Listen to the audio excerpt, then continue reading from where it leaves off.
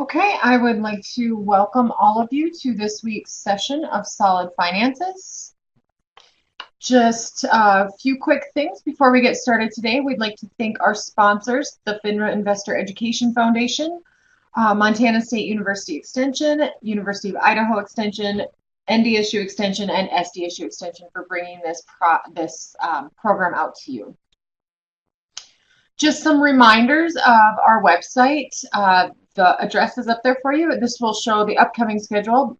Today is the last session in the 2016-2017 programming year, but coming in a few months, you'll probably start seeing some session information for next fall. There's also contact information, so if you have any questions or concerns, you can contact one of us. And then there's recordings of all the past sessions. So if there's something you missed or a session that you really think you need to watch more than once, those are all out there. And then also any of the resources that we talk about during these sessions and additional ones as well. Today, we want to make sure to make this as interactive as possible, so please send any questions using the Q&A pod at the bottom of your screen. These are completely anonymous, so we will not say who it is, but we will just say we had a question come in and try and answer that for you while we're on live. And then also, there will be some polls throughout the session today, and we ask that you answer honestly on those, or just answer. It kind of gives us an idea of where you're at, or it might kind of, since we can't see your faces, it will kind of help us gauge where we're at today. So again, upcoming sessions, there are no more sessions this year. We're hoping in August to have next year's schedule ready to go.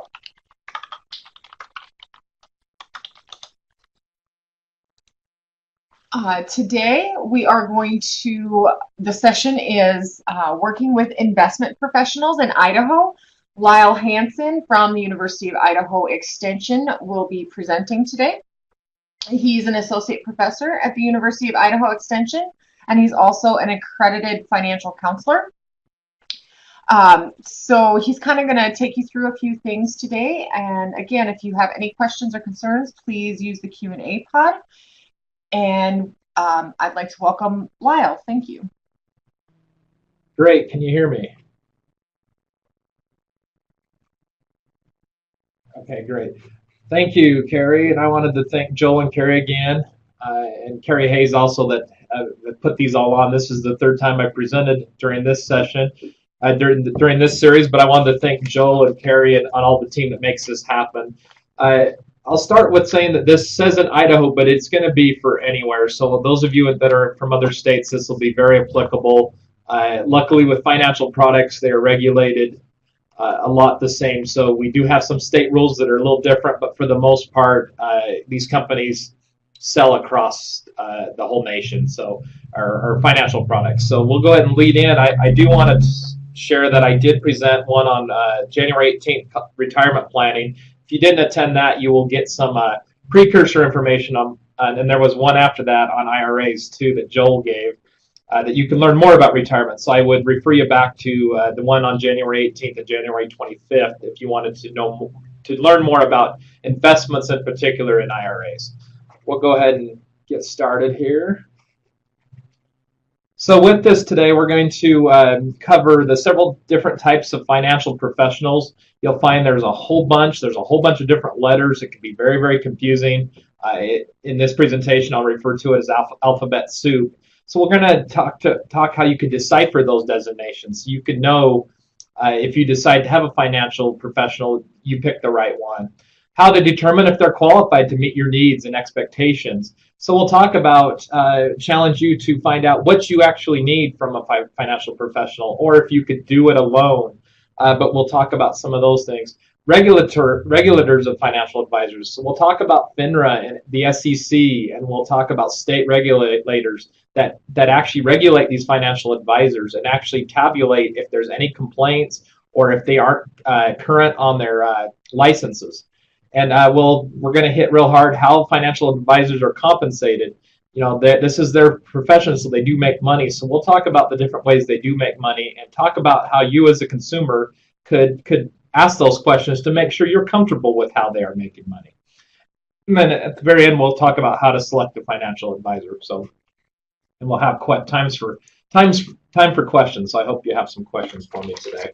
So again, selecting this is part of a retirement ready curriculum, and so was my one back in January. This is a curriculum we developed here in Idaho, but this was seminar 5 of the curriculum. So selecting a financial advisor. So I've mainly pulled it out of this curriculum. And it's good to have knowledgeable person on your side when it comes to retirement planning, but finding a qualified advisor or just a professional could be quite daunting at times and hard. So with this presentation, we're going to help you.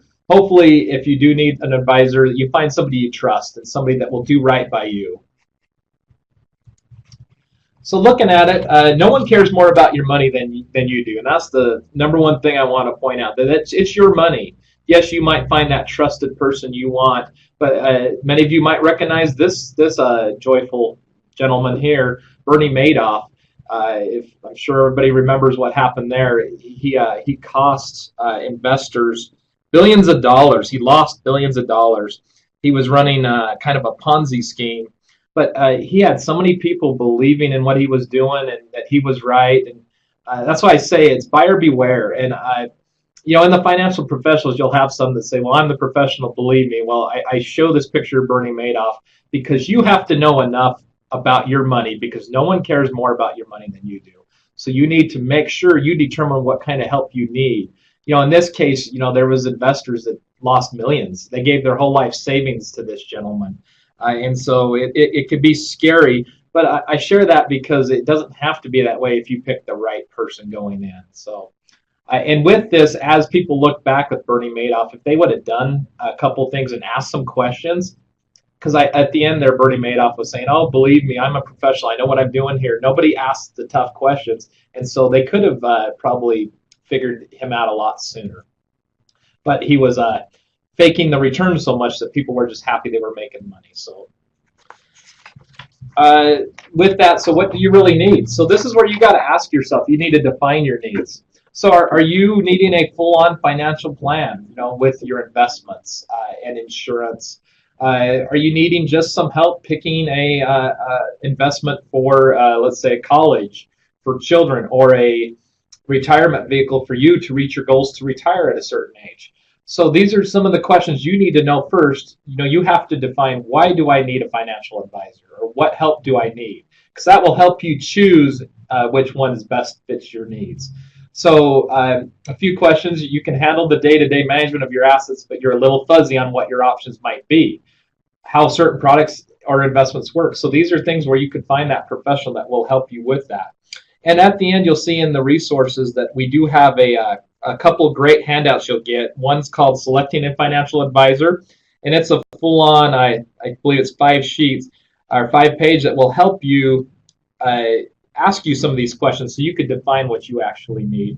And then we do have another handout called A Guide to Financial Credentials, so it'll take you a step further from this presentation, so you could remember by reading those, and you could go deeper to find out what those credentials mean and what that professional can do for you. So what's right for you again? So we talked it. Your goals are important. Do you want to retire early? Well, that's where a financial advisor or a professional could come in, because you have to have so much money. If you remember my presentation from before, we talked about coming up with that ballpark estimate of how much money you need for retirement.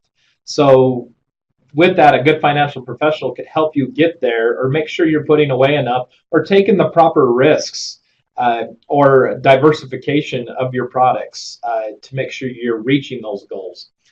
So again, your expectations and needs, your level of expertise. I personally studied financial planning. I've sold financial products in the past. I still like to have a financial professional help me, because I like to enjoy life too. So I do know this stuff, but I do like someone there that's their job to monitor what's going on. And again, amount of the investment portfolio. So, as you get different parts of your career, or if you get an inheritance or something, you might, it's a good chance that you'll need a good financial advisor to help you out, or financial professional. So there's different types of professionals. There's stockbrokers. So stockbrokers, you think traditionally, worked in a room and they sold stocks or called you up. Now we know that stockbrokers, there's online brokers, and there's a lot of other online tools, and we'll briefly talk about those later on. But they buy and sell securities. You pay commission, and that's how they make their money. So if you buy 500 shares of Google stock, there's a commission on that, and that's what they do is they sell stocks. Planners and advisors go deeper, and some of these planners and advisors have securities licenses to sell stocks too, so they can sell you individual stocks. But they provide advice on developing a financial plan and managing investments. So the really good planners and advisors will sit you down and custom some of what we just talked about. So if you go with your goals and a plan for what you want, they will help you custom that with financial products that best fit your scenario. Insurance agents, another area. Insurance, some of them have securities licenses and insurance licenses, and there are some insurance products that are kind of like investments, even though they're not considered investments, but they do they're sold like investments, but they're products from an insurance company, and they may offer planning or structure around these products too. And some of you might have insurance agents you're working with and might own some financial insurance products too. So that I'll throw that in there too, that's another big part of the industry that's out there. So we'll start with poll A. So I guess you get a chance here to answer when it pops up here. So what college degree does an investment professional need to have?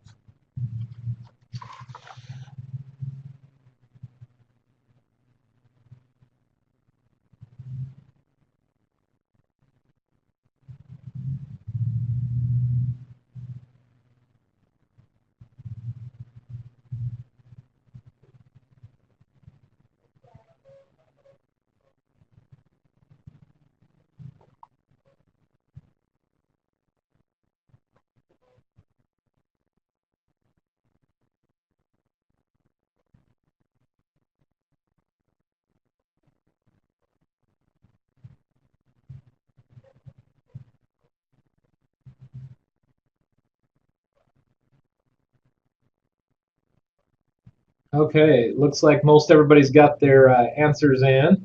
So you're right on. It's a none is actually most of them could go could be in this industry without a degree, but you will find that some of the more advanced ones do have degrees. For instance, when I studied at Kansas State University, I studied the certified financial planning credentials, and so that was part of that built-in degree. But I also worked with professionals that didn't have a degree, but they passed the tests that were required. So again, that's something you need to vet out. Do you want somebody that has that education or just has the credentials? And those are things we'll talk about more that you could vet out on a financial professional. Not saying that either one's better than the other. It's just you would just have to be comfortable with what you want. So again, we talked about alphabet soup. So here's just a handful of some of the financial credentials that are out there. So we have certified financial planners, and they're full-on planners. They work kind of like attorneys, where financial planners will charge you an hourly fee of say $50 to $60 and sit you down and custom you a financial plan. They will also sell some products too, and some might charge you like a mutual fund, like a fee, like 0.8 or 0.1 or 1% of assets under management, they call it. So, but they full on, some of them, like I said, will just take you in for a couple hours and sit you down, and for a hourly fee will custom you a financial plan. And so again, they go through some very in-depth credentials to get those to get the CFP credentials. So the accredited financial counselor is what I have, and again, that's more of a counselor. They don't sell financial products. Some of them might, but the majority don't. They just counsel. There's chartered financial analysis, and you see those on people's names. Certified public accounts, I put that in there because some of the CPAs are also selling financial products and have securities licenses. Chartered financial consultants, also, so you see those. And you'll see these on their business cards or on their website, but these are just some of the things to look at. You'll see a lot of registered investment advisors. That's a lot out there because they're regulated. And but you'll see a lot of people have that designation. And then there's some certified trust and financial advisors. And again, this is just a handful of what's out there. And again, when you at the end get to see the resources, that 5.2 handout, a guide to financial credentials, will really help you with this to see what you need or want. But this is something just as a consumer that we could ask what someone has and ask what they had to do to get that designation. So you have every right in the world to ask that. It's just like a mechanic. Where did you learn how to be a mechanic? Or you just want to vet the person out so you're comfortable with what they do and what they have. So the registered representatives and registered investment advisors, you see here there's a lot of them out there. So they do take a Series 6 or a Series 7 license or both. And the Series 6 allows them to sell mutual funds, only mutual funds and variable annuities and variable life products. And so you do see that a lot with people. And some of you might own some of these variable products. So that's where an insurance license also has to be held by these individuals to sell those products. Series 7, again, we talked about, is for stocks and bonds. So they're selling individual stocks. And then on top of that, to be a registered investment advisor, Idaho requires these individuals to also pass a Series 65 exam. And that makes sure that they are there. But again, these are things just to ask and what they do and what they sell. But again, as consumers, I can't stress this enough. We have every right in the world to ask these questions. It's like interviewing somebody, because really you're interviewing them for a job to manage your money. And like I said, no one cares more about your money than you do. So you want to pick the right person that has the same or is on the same page as you when it comes to your investments. And that could be challenging, like I said. So proper registrations again. So luckily, like I said, with financial products, they are regulated. And states have regulations, and so do FINRA. We'll talk about FINRA, and again, the great sponsor of this session of programs. They have great tools on their website that we'll discuss that lets you put in a person's name, and it will pull up if they've had complaints or if they're properly registered. So you could do a lot of vetting on your own. So you could interview a potential advisor you're going to use or a financial professional, and then go onto these websites and check that. So with the state, again, you could go to, for instance, in Idaho, you could go to the Idaho Department of Insurance or the Idaho Department of Finance for the financial side, and you could do that. But this next slide will show you where you could do that in any state you're in, or two, sorry, but they regulate the sale of securities first off, and they also regulate the professionals selling it. They track any complaints that the company and investment person might have, and they again provide resources. Investment securities fraud. I know, for instance, the Department of Insurance or the Attorney General over in Montana sends out fraud alerts on some of these things too. I'm on some email list, but these states will let you know if something's going on. You could see, for instance, in Idaho, we had a rash of investment fraud on the eastern part of the state, where in these frauds usually happen with tight-knit communities. So they were all in the same church, and he defrauded several church members for millions of dollars in that area. So, I mean, but that's things you could find and read about on these state sites and find out. But again, that person wasn't registered. So if somebody would have gone to this site here and pulled it up and put that person's name in, he would have come up as not registered in the state. So again, but this is how you find your state regulatory agencies. So you could click on there, type in your state, and it'll give you the links on both of those. So again, there's the investment side and the insurance side. Like I said, some of them hold dual licenses, so it's good to check on both to see. But that's, again, these are two good resources for you to check. So, looking at how an advisor is paid. So how is your advisor paid? These are, again, very important questions to ask, because you want to make sure you know how they're getting paid. Now, I'm all for a salesperson to get paid, but again, I want to know what I'm getting for my money. So are they commission-based? Meaning, if you've watched my last presentation, are they selling load mutual funds? So, a load fund on a mutual fund. So let's say you're investing $5,000 funding your Roth IRA for the year, which is a great thing to do. If you bought a load fund, there could be a 5 to 6% fee. So on $5,000 at 5%, that financial advisor would be getting paid $250 up front.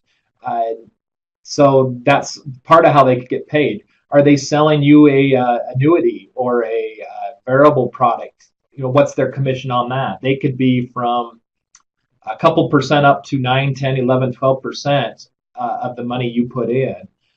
So again, these are things you could ask for. You could ask for that kind of truth in lending like we do for mortgages. You could say, hey, I want to know how you're paid. Because, I'm fine with, like I said, professionals getting paid. For instance, the group I work with, they charge me a flat percentage of money under management. And I'm comfortable with that fee, but they disclose that to me up front when I ask for it. So again, which products pay the most commission? So you could ask your advisor, are you pitching this product to me because of its sales commission? And these are, again, questions that are not the easiest to ask, but again, it's your money. You have every right in the world to ask that.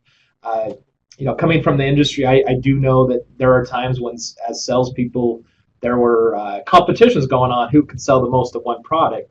And again, these are things that you could vet out by asking these questions.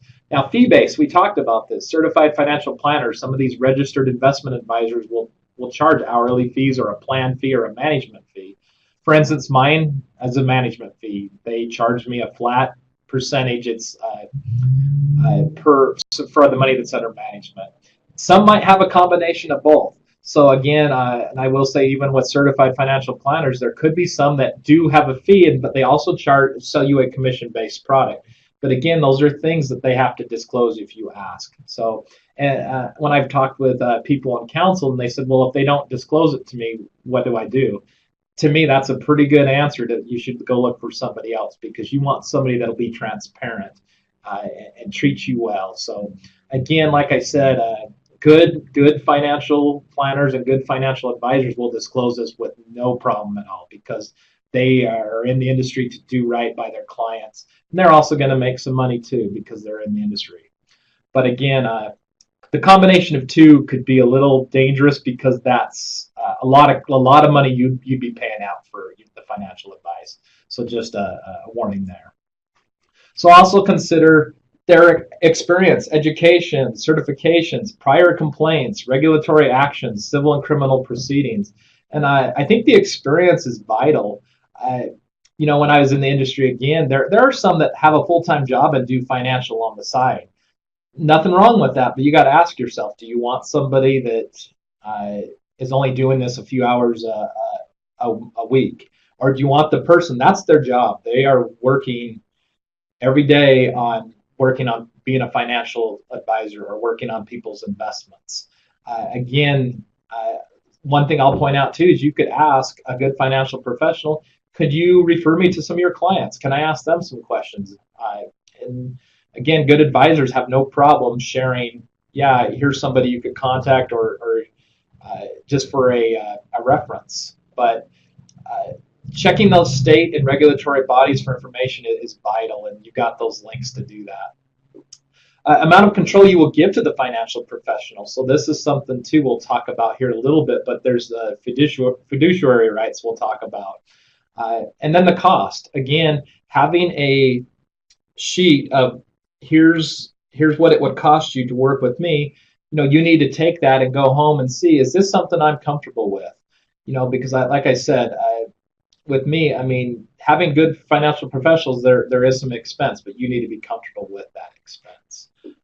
And that's part of it. Because there, again, for me, I feel totally comfortable with who's managing my money, and I'm more than happy to pay them the fee that I'm paying them, because I've gone through on my own, and I'm comfortable with how that fits into my financial plan. So what to expect from a professional? So again, they're not omnipotent. They can't read your mind. So you must tell them what your goals are and aspirations. And again, good financial planners will ask you some of this. Why do you want to invest, or what's your goal?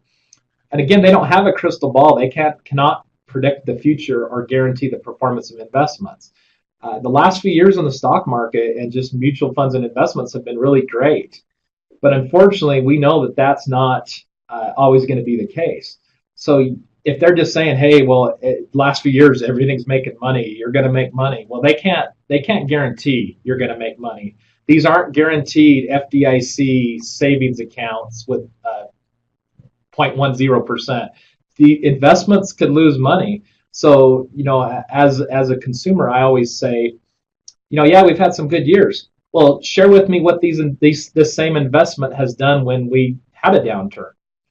Because if you look back, you could look at a performance of a mutual fund, for instance, and see its track record. So, I mean, right now, the last few years, mutual funds have been making pretty good percentages, even up over 10%. But during the crash years, they could lose 40, 50, 60. If you watched my last presentation, I talked about a mutual fund I'd owned in the late 90s where I lost 80%. So again, but the year before when I bought it, the year before it had made 180%. Unfortunately, I didn't buy it and make 180%. I unfortunately bought it at the top and took the hit. But again, that advisor at the time said, "Oh, this is great fun. There's no way it'll go down." Well, again, they can't make that guarantee. So if there's that guarantee made, red flags should come up because stocks are volatile, mutual funds investments are volatile. So you need to be comfortable. Again, and a good financial professional will share that with you that. Depending on your time frame of how long you're investing, if you only have 5 years, well, they shouldn't be recommending a tech fund or something that could take a big hit.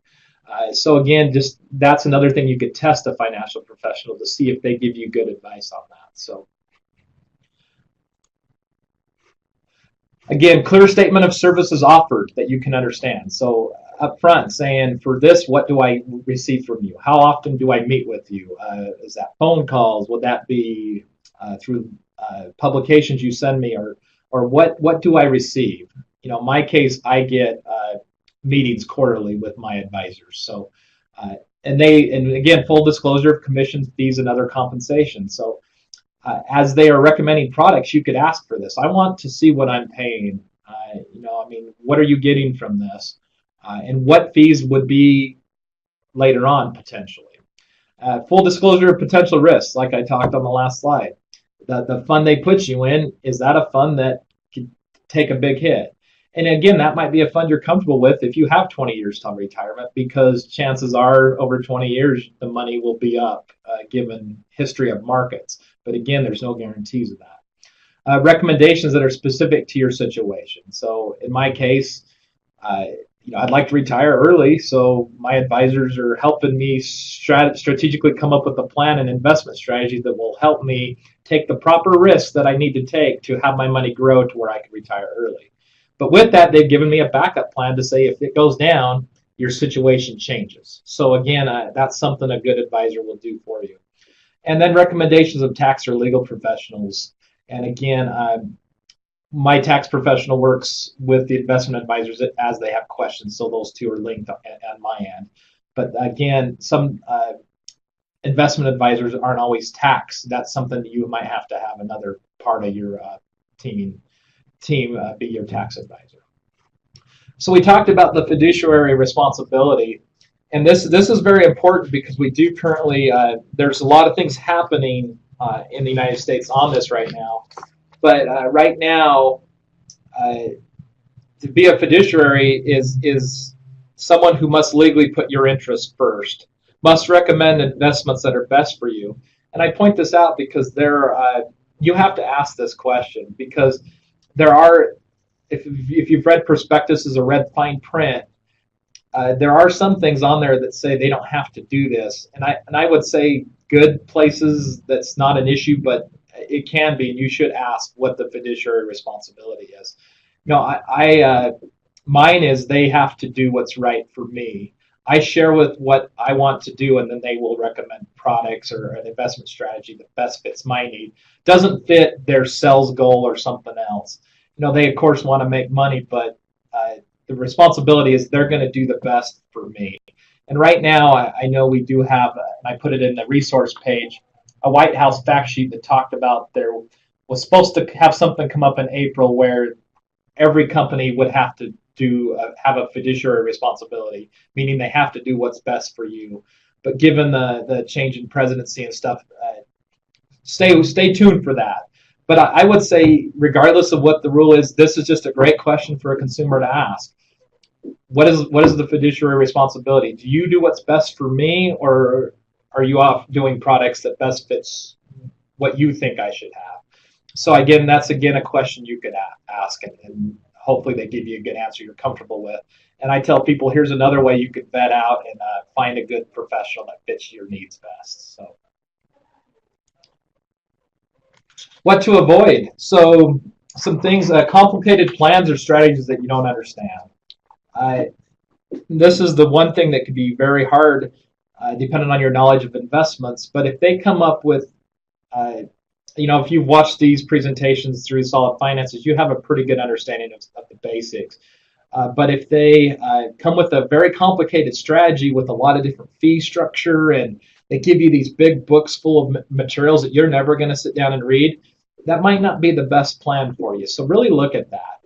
Oversimplified plans or recommendations, saying, hey, oh, this is easy. I just put every client in this product here. It's easy. We just set it and leave it. That could be a red flag. Lack of investment options. Again, depending on who you go with, there could be some insurance that do sell investments that they might only sell the products that their company offers. Well, that could not be the proper situation you want. Meaning, if things change, well, they don't have anything other products they could go to because they are limited what they could offer you. Which again might not be a bad thing depending on what you need. But if you need a situation changes and you need something else, just know if you use a place like that, you might be limited on your investment options. Misrepresentations and omissions. So I always tell people on the sales pitches, and as I've presented in the state of Idaho, I've actually had agents and insurance people get upset at me, but I've told people, if you're getting a sales pitch, maybe you should record the conversation because sometimes promises are made there. But like I said, promises could be made, but if it's not in the final document you sign or the final plan you do sign up for, you're stuck with that. What might be in the brochure, the sales brochure that highlights key things, over or misrepresentations or over promising could happen to get you to sign up, which, as a sales technique that some of the bad part of the industry uses. But I always say, well, maybe you need to record that or write bullets of, hey, you said that this was here or you said this was here. So show me in the final contract that that's promised still. And again, this could be more even on the insurance side of your planning. But if they say, well, there's a guaranteed 12%, well, red flag, because if there was a guaranteed 12% financial product out there, I think a lot of us would be in it right now because that's a pretty solid return that would get you to your goals. So again, really look for the promises that are made and make sure it's if it's over promises, you probably want to go to another professional. High pressure sales tactics, again, something that happens. Like, we all know how it is. I have nothing against salespeople. I love salespeople. I used to be a salesperson, but those high pressure sometimes is tough on us because you're told to make a decision now without acting. And again, that could be part of the vetting out process that says, up front you could say, hey, I'm considering this. So you're one of 3 or 4 or 5 people I'm talking to see who's going to best fit my financial situation. So I'm basically interviewing you, and then we'll talk about product later. Or you could go in with the pitch that says, hey, here's my scenario. I'm again testing different people. Can you give me a recommendation? Then I'm going to review it. So long distance relationships. So again, just from a fraud or identity theft, you got somebody calling that says, we have this great investment that's promised this much money, but you need to send us a check now. I mean, those are things to watch out for. Borrowing money from clients never should happen. You should never sign a check to your sales or your investment person. It should always go through their company they work with or their brokerage. So if they come and say, well, yeah, we'll get you this investment, just make the check out to Chad Smith today, and I'll make sure that gets invested for you. Hot tips, again, promises of, hey, this is a guaranteed 12% return.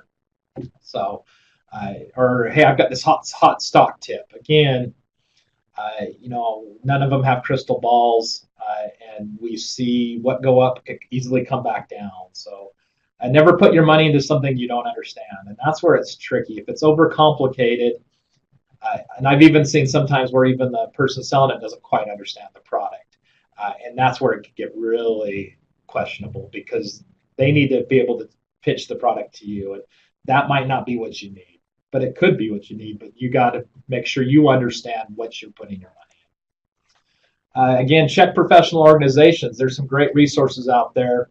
There's a Financial Planning Association, and here's the website to get a list of planners in your area. And again, this could be certified financial planners and other people that have high designations. There's the National Association of Personal Advisors, and this is a list of fee-only comprehensive financial planners. So if you want just a fee-only that will sit you down and charge you an hourly rate to create you a plan, this is where you find those people at. And I've looked in Idaho. I haven't checked Montana and North Dakota or South Dakota, but I'm sure there's they show the cities and who's out there. And these financial planners have signed up on these organizations, and they do continuing education and things. So these organizations basically vet out these professionals for you and give you the list of who's out there. Again, you could go straight to the Certified Financial Planning Board and find out there. And like I said, these CFPs, what they call them, have completed a rigorous course and passed exams on many aspects of financial planning. And so you could go there and locate ones that are in your state. Like I said, I didn't sit to take my CFP, but I took the classes, and they were heavy duty. So again, some of these designations, there are some very stringent testing. And with that, as you are interviewing potential financial advisors, you could ask, what tests did you pass? How long did you have to study for that test? And so you can look at different things to see. But like I said, I can vouch for the CFP. I know that they are very rigorous to get that designation. So again, here's a poll B. I know we had a little issue with the last one. I'm not sure. Oh, here it comes. So how many professional designations does FINRA list on their website?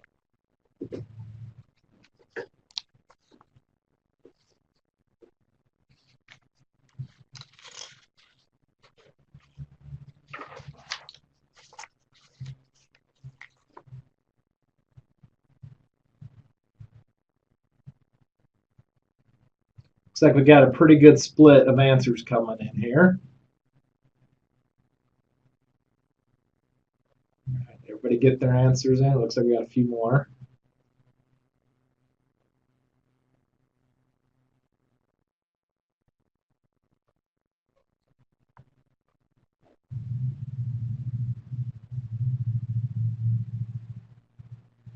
Okay, it looks like we got everybody in.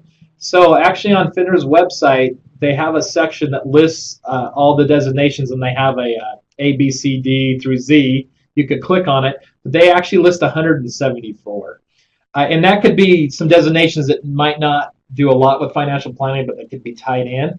But I point that out because, like I said, alphabet soup, there could be a lot of confusing things out there that you have to look at and do. But this is a good resource through FINRA's website where you could go and click on that designation, and you could find out what that person had to do. And actually, this tool on their website lets you go on and compare designation versus designation to see what they had to do and complete to get that designation. Like I said, reality is there is a handful you'll see come to the top more than most. You'll see the registered investment advisor. You'll see certified financial planners. You'll see some of those more than others, but there's a lot of designations out there. If you're in a very specific situation, what I did like about the FINRA site is you could find a designation for maybe a very specific topic. There was actually divorce, financial planning, even some designations there too, which I thought was interesting, but that is a big market too. But again, you could go and compare, but there's a lot of confusion out there with what's out there, so you do need to do your due diligence seeing that. So you do have some tough decisions ahead, so to make an informed decision about using and selecting a financial advisor can be difficult. But again, one of the first slides I showed, nobody cares about your money more than you do. So as you go in, remember that you're entrusting your money to this person to help you advise on your financial plan. But like I said, a qualified financial advisor that you vetted out could be your best friend and really help you out through all of this, because this is such a vital part of our overall financial plan, to having our investments and different things, especially for reaching goals. For me wanting to retire early, I depend on my team that helps me to reach those goals. They help walk me through if I have a question on something. If they change something, a part of my financial plan, they contact me and let me know what they're doing, and I really appreciate that because, like I said, I want to enjoy life, and I do know about this, but I do like that they're taking care of and helping me to manage that part of my financial life. So, and again, if you have the time and desire to do this, there are things you could do to go invest your money on your own, and that might be the scenario for you. But again, each one of us has to make our own decision on that. So, again, tough decisions for you to make on this, but through the handouts and stuff that you'll be able to vet that out fairly easy. So again, shopping for an advisor, just as you would any other product, shop. Ask at least 3 potential advisors before choosing one. You could even ask family and friends who they use. As you've done that, it's like asking for a good TV brand. Names of TVs that are really good come to the top usually. And in a community, you could usually find that good financial professional by just asking who they use and why, and what do they like about them, what don't they like about them. So you could do a lot of those things. And there are interview questions on that worksheet 5.1 that you'll see in your resource sheet here at the end. So educate yourself before investing. You could go in with somewhat of a plan saying, as you go to a financial professional, saying, I've done some learning, and here's the products that I feel would fit my need best. What do you think? And so you could go in with some ideas that you might want. Like, hey, I want to purchase a Roth IRA, and I would like to do it in a no load or a low fee index mutual fund. Can you help me with that? Or I need help with a 529 plan for a child for college investing. So, but if you know what some of those options are, you could go in with a better plan, and kind of guide the person to help you with what you really need. Again, determine what you need help with and what you can do on your own also. So, and again, if it sounds too good to be true, it probably is. Like I said, if there was a 12% guaranteed return, I guarantee I would have my money in it right now. And there isn't a product out there that guarantees that I know of. So, and I don't believe there ever will be. But like I said, if I saw that, I would be very skeptical. I'd be very skeptical of even of a promise of on a like a mutual fund of any guarantee, because they can't guarantee any percentage. The only guarantees you have are like on fixed accounts and FDIC, some of those CDs at banks. But in the investment world, you don't have that. And I will point out there is a lot of confusion as I counsel with people that they say, well, there's guarantees on this mutual fund because I purchased it from a bank or a credit union. I'll tell you right now that those are not guaranteed. Those advisors work separate from the bank. They might be tied in to the credit union or bank, but they sell products that are not guaranteed like a typical like a typical savings account or a CD is. So that'll be another just nugget I'll share that I've had people say, well, I don't know why it lost money. It's a bank. I bought it through a bank. Again, they sell financial products too. They have whole arms of their business that's all they do. So need help and you want to learn more. So here's FINRA.org again. Can't say enough about their website. They've done so much for us consumers. There's a lot of good things on there. There was that tool I shared at my last presentation where you could compare fees on mutual funds side by side. But again, you could compare advisors' credentials side by side.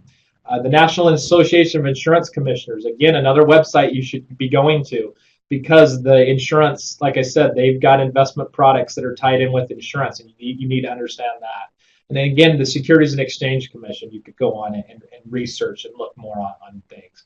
But again, the state websites that you could link to at your states, you can see if the company has complaints or if the advisor has complaints also. And you can do that with an insurance agent also. So here's the resource page. If you look at it, FINRA, this is the first one, is a great website with the wealth of information about choosing an investment professional. Number 2 is tips to help you ensure you have a productive relationship with your investment professional. Those are 2 great websites. A step further on the broker check is a free tool on the FINRA website where you could check the background and experience of financial brokers, advisors, and firms. So this is just another great tool that they provided for us. So where do I start? How to find and work with an investment professional? Here's another great worksheet you could have. Then, of course, the University of Idaho Extension Retirement Ready publications. I've got 4 of them here for you. Selecting a financial advisor. There's selecting a financial advisor, a guide to the financial credentials. Who is a fiduciary? Was on there. And then worksheet 5.1 is the interview questions you could ask when you are interviewing your 3 potential advisors. And number 6 was just another publication on fiduciary right now. Again, to be determined on that, depending on what happens here in the next few months. But I believe they were supposed to have something done in April, but I think last I heard they're going to hold off on any decisions there.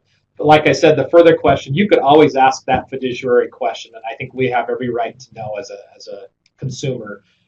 Are they binded to do what's best for us, or do they have liberties to do what's just best that they think's best? So again, that question is vital. But that resource sheet, the links are there. You could download them and read them. So with that, I will open it up to questions. All right, Lyle. So the first question we had come in, and I'll ask this question, and then I will go to the screen that has all the quick poll questions. We ask that you give us a little feedback from this session, but I'll ask this question and then go to that while Lyle's answering.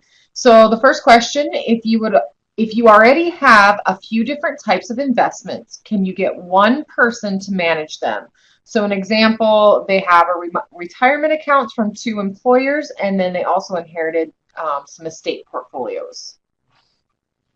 Great question. So, and I'll use my scenario as the example.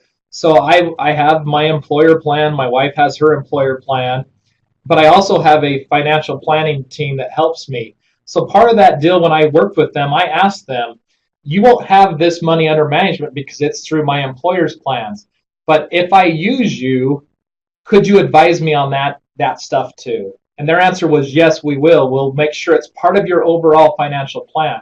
So I have money under management underneath this financial team I've chosen, but they also ask for me to send updates on my plans I own outside of them, and they advise me on the overall bucket of all my investments. So I would say there are financial professionals that, yes, they will do that for you, but you need to ask those questions. So great question.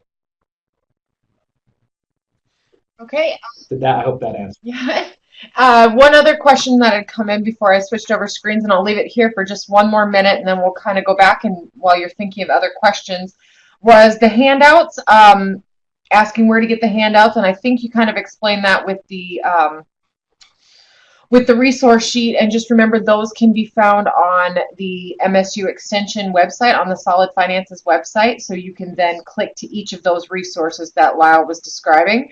So in that resource sheet, there are hyperlinks that will allow you to open all of those handouts that he was discussing. Yes, and it did come, there was a link from Joel's email yesterday for this session. There was a link for it too on that if you pulled up his email from yesterday. So. All right, we'll just wait one more minute here and see if there are any other questions. While you're doing that, I will point out there was one other question that I have had on a previous session was there's a lot of information about robo-advisors out there right now. There's a lot of money publications from magazines that are out there, but there are some of these robo-advisors that are out there now too. And so you could do some research on those. Some of those of you that want to do stuff on your own, there are these advisors, and what they do is for a small fee, they will manage and pick. Through a robo program, again, I don't know I know they go use computer programs, but there's several of them out there. There's like Wealthfront, and there's several companies that are doing it. There's there's a big one out there that just started it, Betterment. And so you'll see some of these names, and that's what they do for a small fee. They will put you into a kind of investment strategy that isn't custom particularly to you, but it's using a computer program that they've created. But I do want to point that out, that we've seen this whole new wave of robo-advisors that are out there now. And they could fit your situation, but I would say just go through this same criteria, and you could ask these same questions or find out if that fits your needs. So, but that's, again, something that is out there that I've had I've actually had people ask me about betterment in some of these companies that we're seeing pop up. So, and my take is if you vet it out and it fits your current situation, it could be a good place for you to use. So. You had referred to your previous presentation kind of throughout this session today. Which sessions were you referring to? Yes, so on January 18th, we did retirement planning. And so I talked about coming up with the ballpark estimate you need for retirement and work through some of the investments that are out there and looking at fee structures. So that would be a good companion presentation to this one. And then Joel, the next week on January 25th, gave one on IRAs, which could also, again, be another great one to view as you're looking at these options of your retirement planning. Okay. All right, it doesn't look like we have any other questions coming in, so I'd like to thank you, Lyle, for taking the time to do this session today. I think we realized you were session 1 of the year and session end of the year, so you kind of brought us in and brought us out. Yes. So want to thank all of our participants today and see you all in the fall. Thank you, everybody.